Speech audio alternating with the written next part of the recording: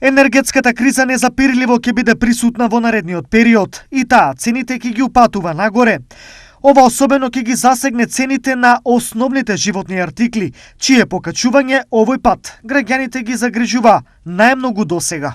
Па како не сме загрижени? Како можеме да испаднеме? Мали пензии, па се е накачено. Ево поготово да речеме шеќерот. Беше 36 денара, сега е преку 40 нагоре. Други работи, се е покачено. Лошо и по-лошо иде. Ке продолжи, струја виката се качува и се на се, и на зејтини, и на други, и се, и сега па очекуваат некои други очекување.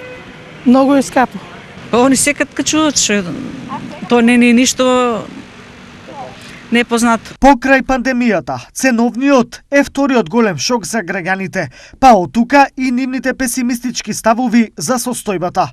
Ако кризата е на прагот, тогаш првото неминовно прашање е како со неа ќе се справуваме и кога од неа би излегле. Намалувањето на ДДВ-то или неговото привремено сведување на 0% може дефинитивно да помогне во еден краток временски период да се надмине.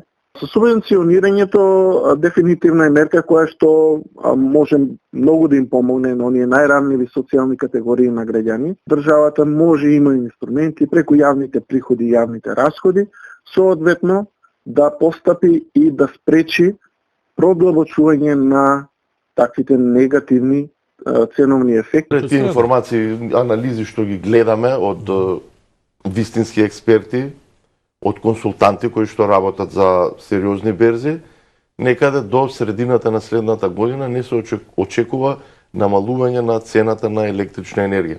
Иако експертите велат дека крај на кризата ќе има, искуството од минатиот период зборува дека формално нејзино завршување има, но цените никогаш повеќе не се враќале на претходното ниво. За намалување не верувам. Не би рекол.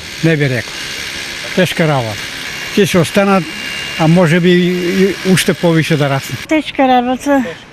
Тешка, да. До овој момент, кризата своето доаѓање на голема врата го потврдува со енормното зголемување на цената на леб, млеко, месо, масло и шекерот.